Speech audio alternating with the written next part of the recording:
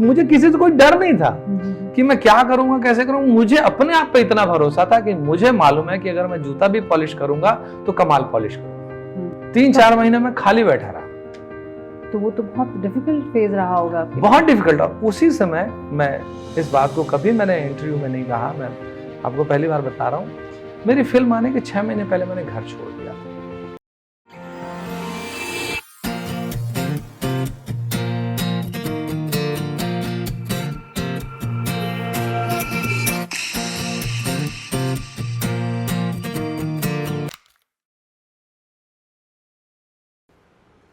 रुक जाना नहीं तू कहीं हार के, कांटों पे चल के मिलेंगे साए बाहर के।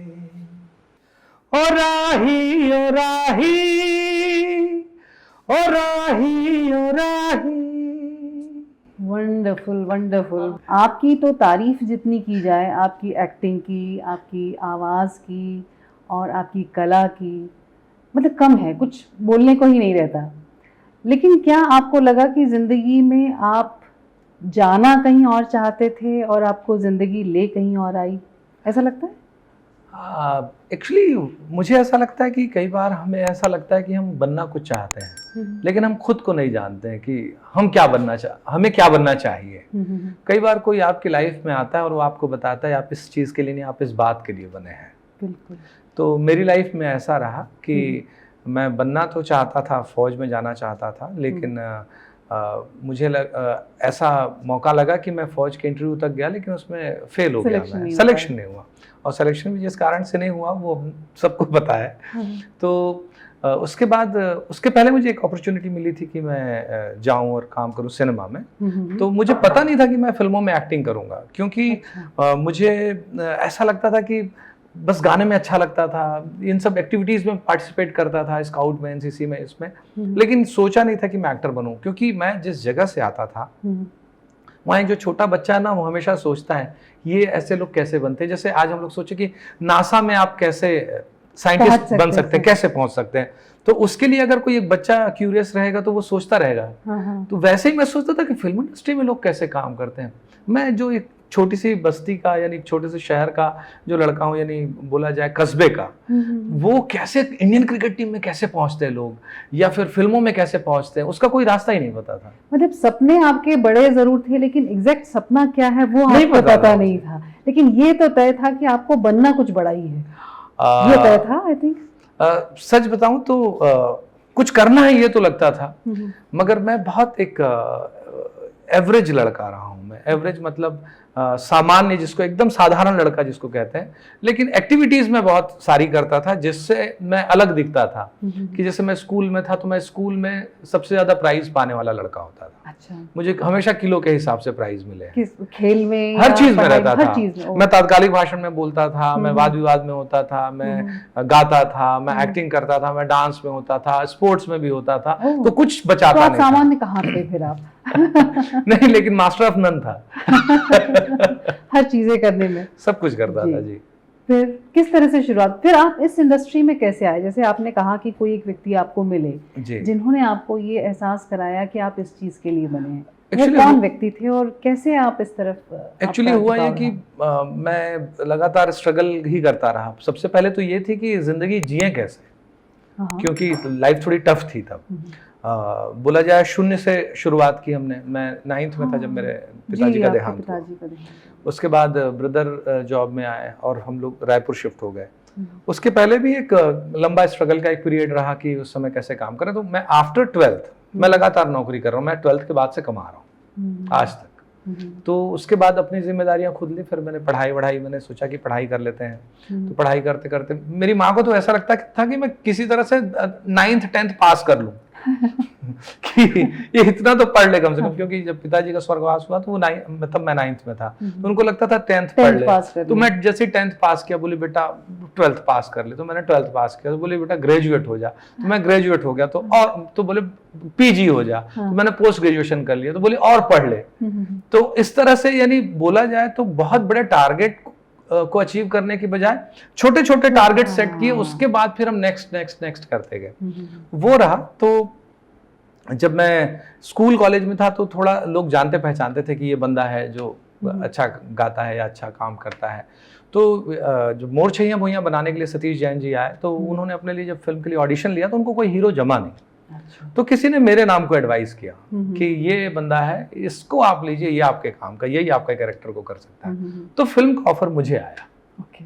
मैं कभी गया नहीं, क्योंकि मुझे पता नहीं था फिल्मों के लिए कैसे स्ट्रगल करते हैं या फिल्मों में जाने के लिए क्या करना पड़ता है, मुझे कुछ नहीं पता था। एक बड़ा अच्छा इंटरेस्टिंग किस्सा आपने बताया था कि जब आपको फिल्म का ऑफर आने वाला था और आप कहीं बाहर थे शायद, और आपका फोन कॉल एक आने वाला था घर पर, और आप जब घर पर पहुंचे क्या किस्सा था वो?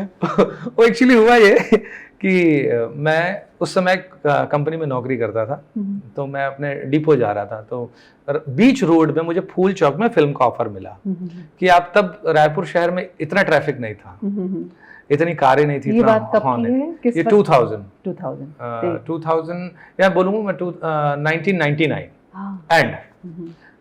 तो मुझे बीच रास्ते में 24 साल हाँ एक बंदा मिला, मैं स्कूटर से जा रहा हूँ, मुझे आवाज लगाता है, मैं सुन लेता हूँ, रुक जाता हूँ। सबसे बड़े आश्चर्य की बात ये है। तो फिर उसने मुझे बताया ऐसी ऐसी फिल्म बन रही है। तो मैंने बोला ठीक है। सब हम लोगों ने नंबर एक्सचेंज किया। फिर मैं घर गया अपने लंच पे घर गया, तो मेरी माँ और मेरी भाभी थी, तो मैंने उनसे बोला पता है मुझे फिल्म का ऑफर आया है। तो दोनों हंस दिए, सास बहू, और मुझे बोलते सुबह से कोई मिला नहीं क्या तुम्हें?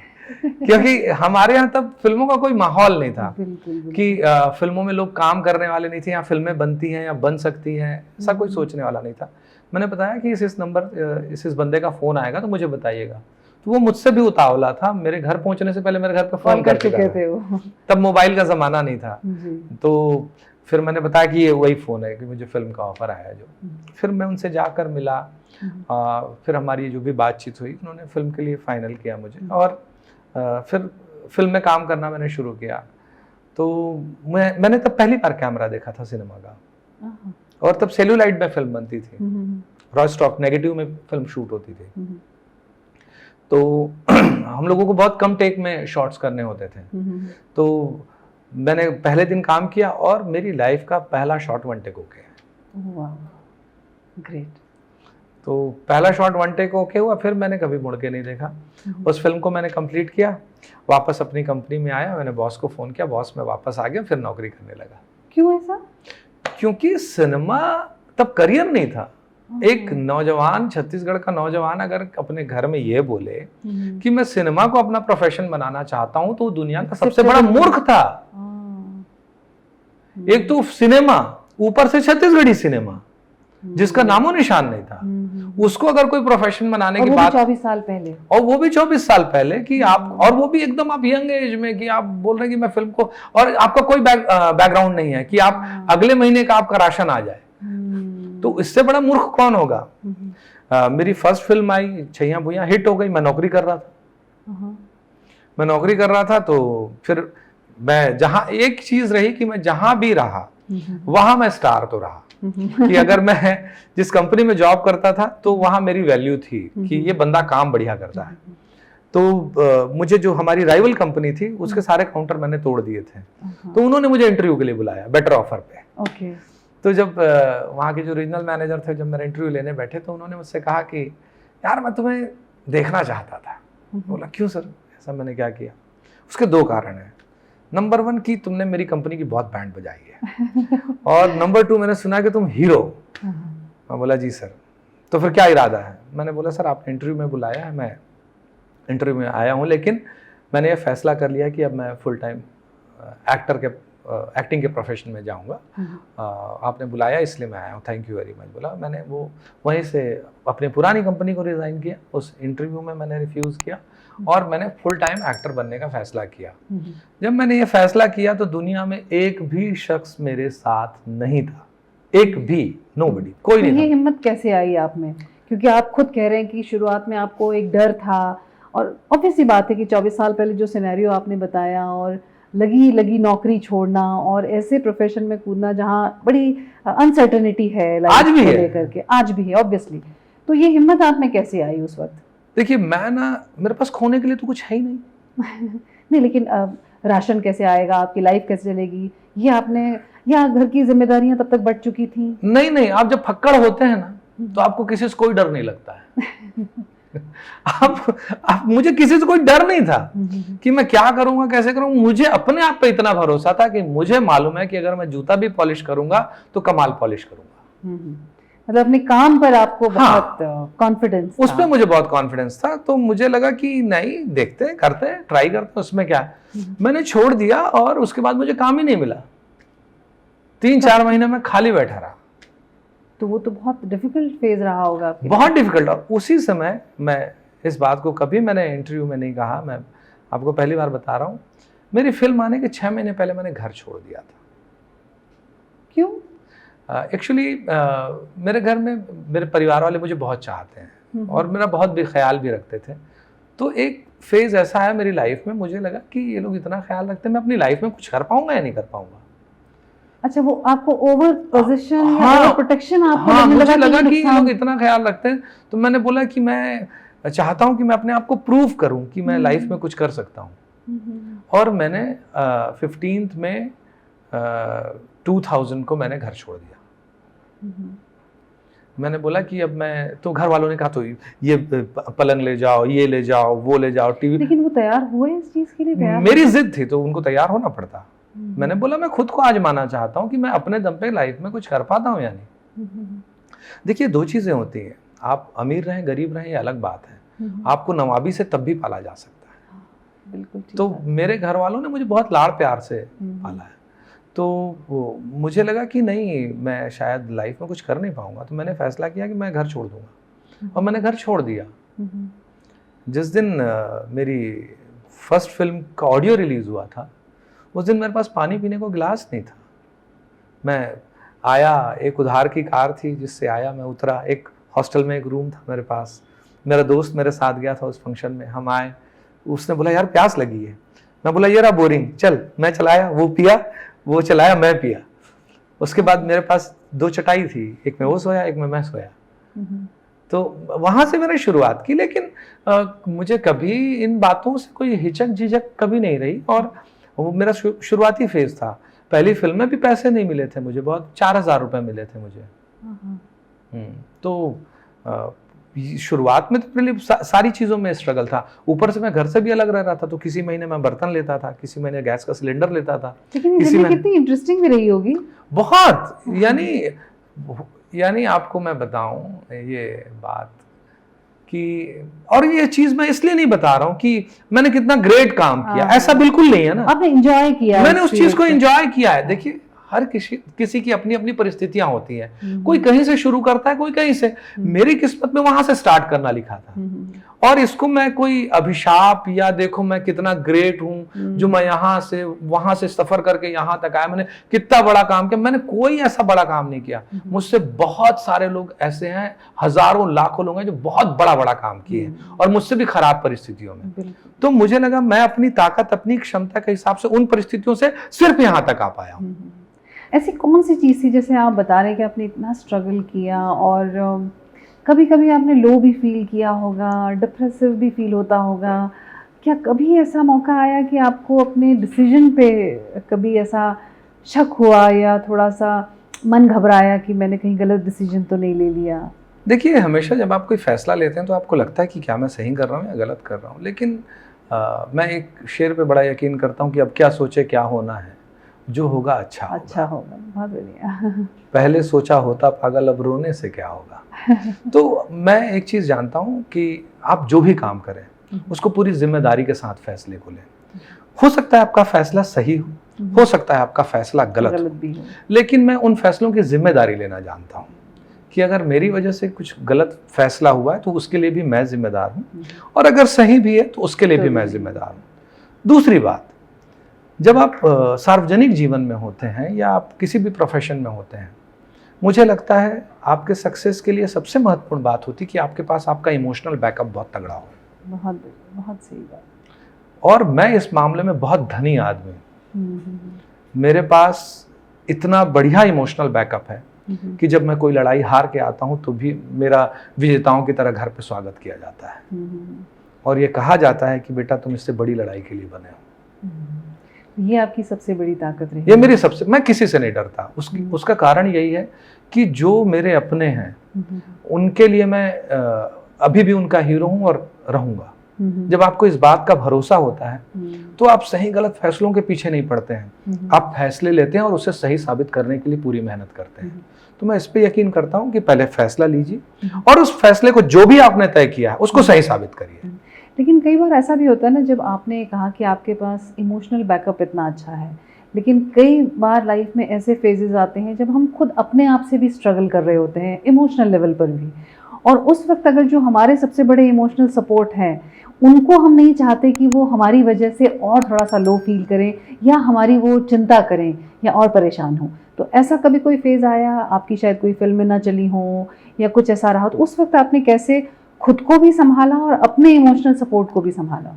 एक्चुअली मैं शुरू से एक चीज़ मैंने तय करके रखा था और मुझे डे 1 से ये पता था कि सफलता या आप किसी जगह पर अगर आप हैं वो स्थायी नहीं है। स्थायी है आपका व्यक्तित्व, आपके अनुभव, आपकी यादें। तो मैं कभी इस बात के लिए नहीं रहा और मैं हमेशा उस तरह से रहा कि मैं जिस भी जगह पे जा रहा हूँ मैं परमानेंट नहीं हूँ। तो जब मैं पहले मानसिक तौर पे तैयार था तो मुझे कभी कोई शौक नहीं लगा। नंबर 2, कोई फिल्म के असफल होने या सफल होने से ऑब्वियस है आप जब मेहनत करते हैं आपको अच्छा बुरा दोनों लगता फर्क है। तो पड़ता है। लेकिन मैं इस मामले में इतना संतुलित हूँ कि अगर मेरी कोई फिल्म ब्लॉकबस्टर होती है तो मैं बौरा नहीं जाता हूँ, और अगर मेरी कोई फिल्म फ्लॉप हो जाती है तो मैं बहुत उदास नहीं होता हूँ। ऑब्वियस है 1-2 दिन आपको लगता है कि आप थोड़े से अपसेट होते हैं, अरे यार ये फिल्म चलनी थी, नहीं चलती कोई बात नहीं, कोई खराब फिल्म भी मेरी चल जाती है, ऐसा नहीं है, लेकिन कोई अच्छी फिल्म नहीं चल पाती तो थोड़ा दुख होता है। बट मैं इस पे बहुत ज्यादा नहीं जाता हूँ, ये मेरे लिए कोई बहुत मैटर नहीं करता है कि सफलता असफलता ये अपनी जगह है, मेरा काम है उस काम को ईमानदारी से करना। फिर भी लेकिन कई बार ऐसा होता है, हम इंसान हैं और हमारे जीवन में कि हम जो भरपूर मेहनत करते हैं, ये आपने भी कहा कि अगर मेहनत करते हैं तो एक्सपेक्टेशंस बहुत ज़्यादा ना हो, लेकिन ऐसा भी नहीं होता कि हम बिल्कुल एक्सपेक्ट नहीं करते, हम साधु संत तो है नहीं, हम थोड़ा सा एक्सपेक्टेशंस तो रहता है। क्या कभी ऐसा मोमेंट आया आपकी लाइफ में कि कभी आपने अपने आप को बहुत टूटा हुआ महसूस किया हो और उस वक्त फिर आपने जो आपका व्यक्तित्व है, जैसे आपने कहा कि अपने व्यक्तित्व से मैंने एनर्जी लेकर के अपने आप को खड़ा किया, तो ऐसा कोई मोमेंट है जो कि इंस्पायर कर सके सुनने वालों को? था हुआ है, मैं बहुत पहले की बात है, मेरी आवाज सुनो एक टीवी पे रियलिटी शो आता था, पहला रियलिटी शो था सिंगिंग का। मैं उसके ऑडिशन में गया और फेल हो गया।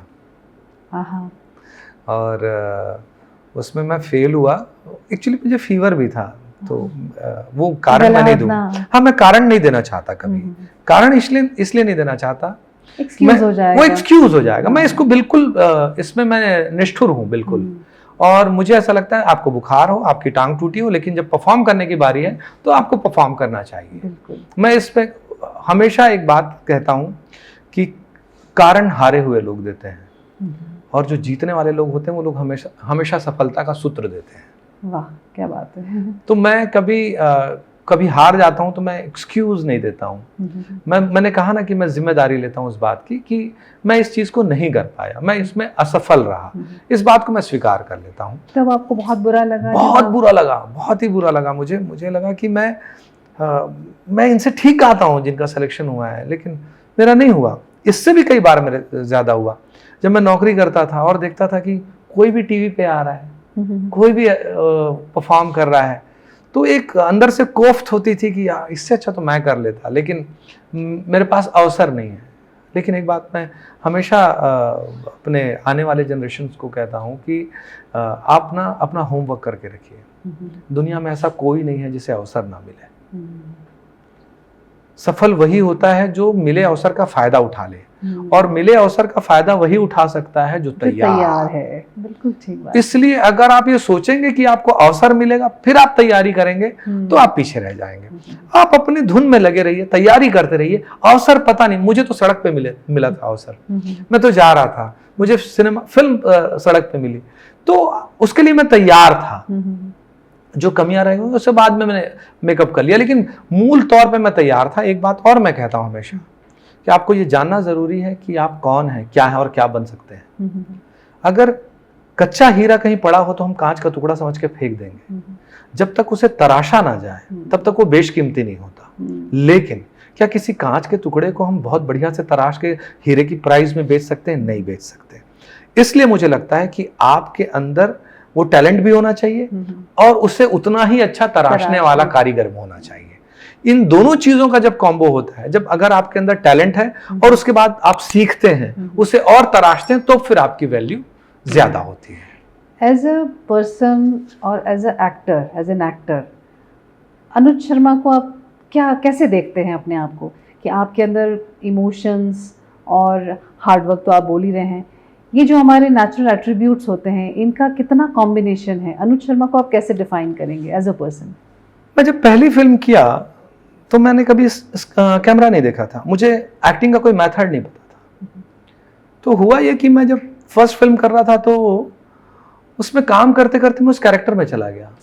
एक्टिंग पर काया प्रवेश है, और मुझे पता नहीं था, मैं काम करते करते अनुज से कार्तिक हो गया।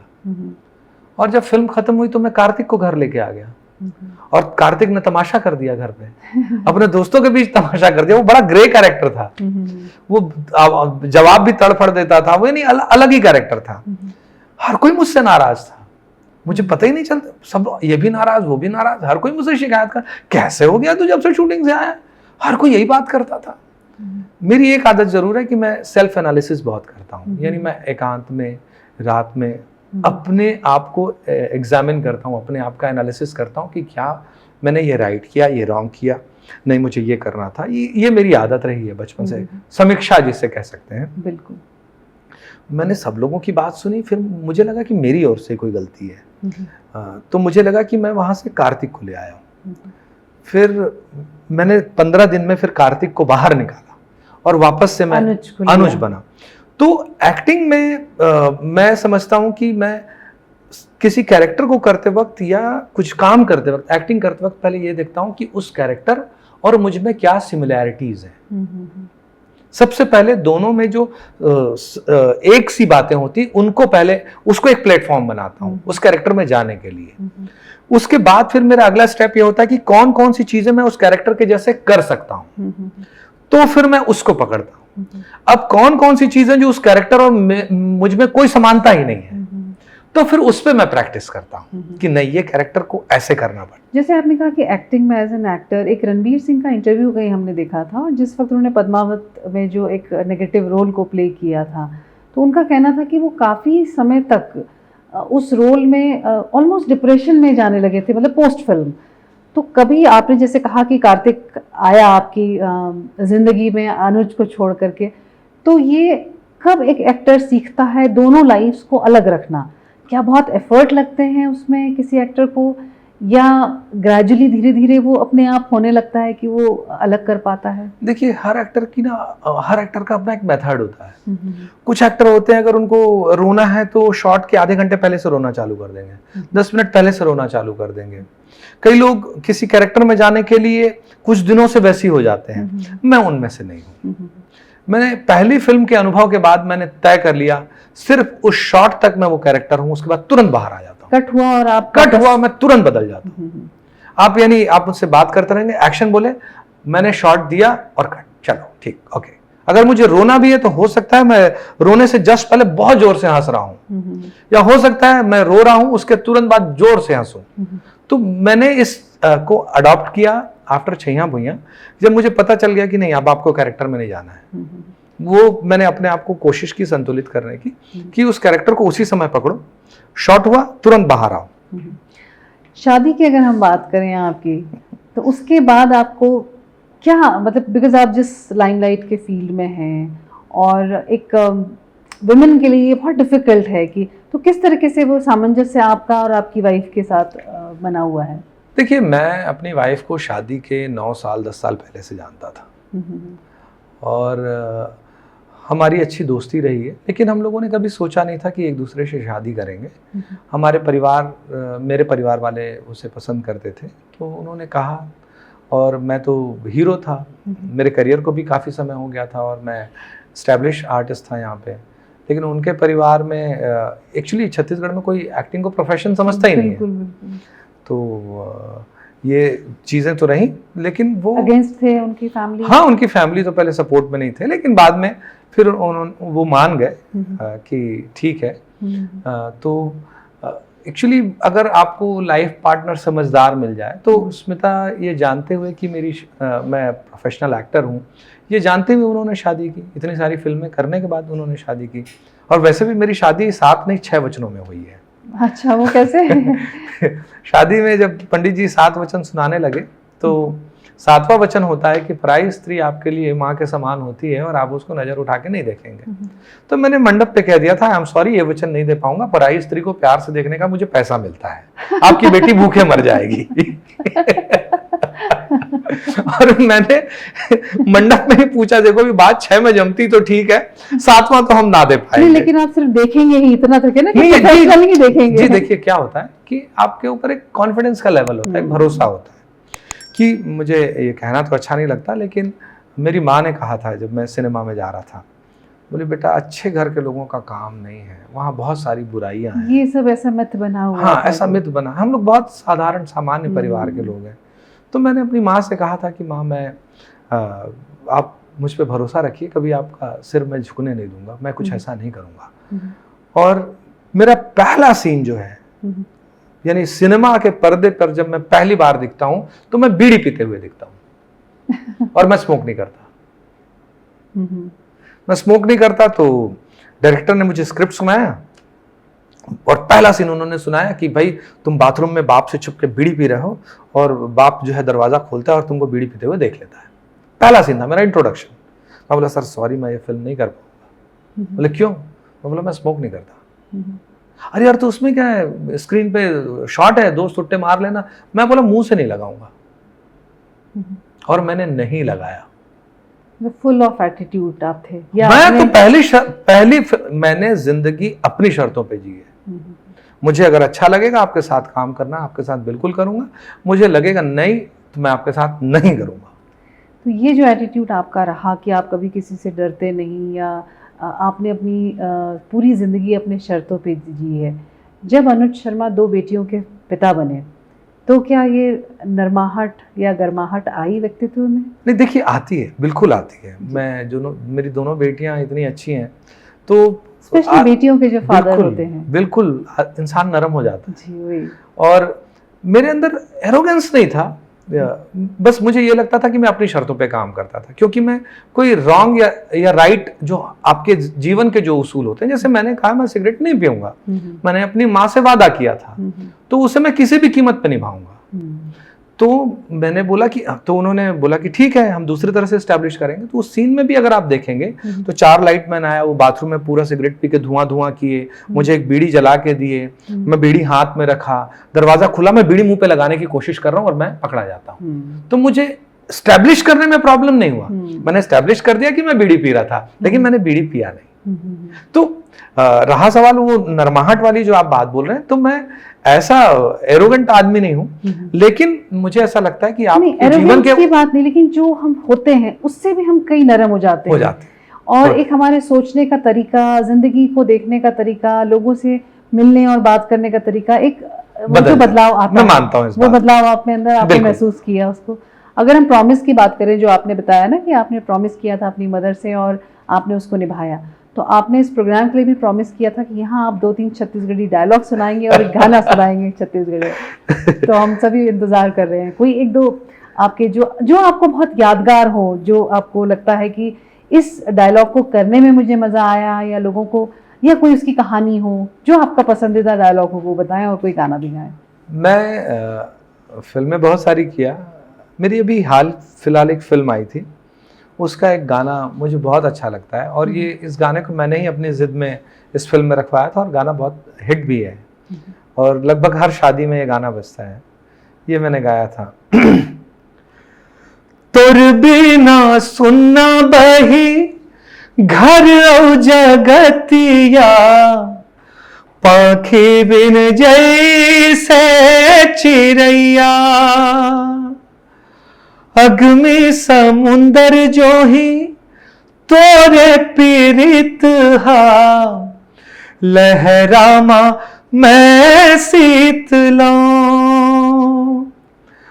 अगमी समुंदर जो ही तोरे पीरित हा, लहरामा मैं सीत लवो सजन मोरे, हाय रे बलम मोरे, हरियर आमर घन मोरे। फूल हासन लागे उदारी, बगिया झूमर गे, बगिया माँ जब चले आए सजनी मोरे, मन के मिलौनी मोरे, हरियर आमर घन मोरे। वाह वाह वाह, बहुत खूब बहुत खूब। और कोई डायलॉग भी अगर आप सुना दें हमें, जो आपका फेवरेट डायलॉग रहा हो। जब भी मैं स्टेज पे जाता हूँ तो एक डायलॉग मेरा बहुत पसंद करते हैं लोग। छत्तीसगढ़ में तब जो लोग बाहर से कोई हीरोइन आती थी, कोई लड़की आती तो उसके लिए थोड़े लोग क्रेजी होते थे। तो पहली फिल्म में मेरी हीरोइन बम्बई से आई हुई होती है और यहाँ का लड़का चैलेंज करता है, इस तरह की बात थी। तो एक कवाली का मुकाबला होता है, तो मैं उसे कहता हूँ, अरे डर रात का बरस जाने मन, दिल दे दूं तोला बेखटके, अरे तय का चीज मैं तो मुरझाए फूल महकता गुलाब कर दूं, और टाइम आन दे मैं तुरो हिसाब कर दूं। बहुत अच्छे, बहुत ही बढ़िया। तो अनुज जी, आपके फ्यूचर के क्या पर्सपेक्टिव हैं कि अब आप क्या सोचते हैं? अनुज शर्मा जहाँ पहुँच गए हैं, आपको लगता है कि आप जो चीज़ चाह रहे थे लाइफ में अभी तक वो आपने अचीव की है, तो आगे क्या आपके क्या सपने हैं या आगे आप और कहाँ जाना चाहते हैं एज एन एक्टर और एज अ पर्सन? देखिए, मैं सच कहूँ तो मैं ज़िंदगी को ऐसे जीना चाहता हूँ कि आप जिस वक्त भी इस दुनिया से रुखसत हों, आपकी कोई ख्वाहिश ना बचे। अरे वाह। और आप भरपूर उस जिंदगी वक्त, जिए। हाँ, मैं इस बात के लिए मैं हमेशा तैयार रहता हूँ कि अगर इसी क्षण मैं इस दुनिया से रुखसत हो जाऊंगा तो मेरे मन में कोई रिग्रेट नहीं है। मैंने जो चाहा था, जो सोचा था, मैंने उससे ज़्यादा पाया है। लेकिन ये जीवन है, आप नए नए टारगेट बनाते हैं और जीवन में अलग अलग चीज़ों को हासिल करना चाहते हैं या ज़िंदगी को अलग अलग तरीके से जीना चाहते हैं। मैं हमेशा कहता हूँ कि ज़िंदगी जो है ना, जीने के लिए, बिताने के लिए नहीं है। यही है ज़िंदगी। हाँ, और यही ज़िंदगी है, इसीलिए यही है ज़िंदगी। तो मैं इस पे यकीन रखता हूँ कि मैं आगे फिर कुछ करना चाहता हूँ और उसमें सफलता असफलता अपनी जगह है, लेकिन मैं अपना प्रयास पूरा करना चाहता हूँ। मैं ऐसा समझता हूँ कि हमारे देश में सबसे ज़्यादा जो 4 चीज़ें भारतीयों की मानसिकता को प्रभावित करती हैं, वो 4 चीज़ें मुझे लगता है कि एक होता है धर्म, दूसरा है राजनीति, तीसरा है सिनेमा और चौथा है क्रिकेट। तो मैं बहुत लंबे समय तक एक अच्छा क्रिकेटर रहा, अपने कॉलेज से खेलता था, क्लब क्रिकेट अच्छा खेला मैंने। उसके बाद मैं सिनेमा में आया, मैंने 23 साल सिनेमा कर लिया है और अभी मैं राजनीति में आया हूँ। तो मुझे लगता है कि ज़िंदगी एक है, राजनीति भी कर लें और फिर उसके बाद भविष्य तय करेगा कि और क्या करना है। लेकिन राजनीति में आने का जो मेरा मुख्य उद्देश्य रहा कि ऊपर वाले का दिया वो सब कुछ है जो मुझे चाहिए था। जिस प्रोफेशन में जाने के लिए पूरी दुनिया मेरे खिलाफ खड़ी थी, उस प्रोफेशन ने ऐसी कोई चीज़ नहीं है जो मुझे चाहिए और मेरे पास ना हो। तो उस चीज़ का सम्मान करते हुए और मुझे ऐसा लगता है कि अब जब सारी चीज़ें हैं तो मेरे पास राजनीति में जाकर कुछ हासिल करना या कुछ पाना कोई उद्देश्य नहीं है। इसे वापस लौटाने की हाँ, कर्ज है मुझ पे इस मिट्टी का, यहाँ के लोगों का जैसा मुझे प्यार मिलता है, मैं उसे बयां नहीं कर सकता। मेरे जीवन के ऐसे ऐसे अनुभव हैं जो मुझे इतना छोटा और इतना छोटा कर देते हैं कि मैं शर्म से गड़ जाता हूँ कि लोगों का इतना प्यार मुझे मिलता है। और इसलिए मैंने फैसला किया कि छत्तीसगढ़ी और छत्तीसगढ़ियों के लिए मैं पॉलिटिक्स में काम करूँगा। बहुत अच्छे। तो थैंक यू सो मच अनुज जी, आप हमारे इस कार्यक्रम में आकर आपने अपनी लाइफ के स्ट्रगल को बहुत अच्छे से बताया और ये हमको समझ में आया कि ज़िंदगी को अपनी शर्तों पर जीना चाहिए और जो भी रिस्पॉन्सिबिलिटीज़ हो, चाहे वो गलत हो उसके लिए भी आप ही रिस्पॉन्सिबल हैं, अच्छा है उसके लिए भी आप ही रिस्पॉन्सिबल हैं। तभी सही मायनों में हम ये कह सकते हैं कि यही है ज़िंदगी। जी बिल्कुल, यही है ज़िंदगी। Thank you.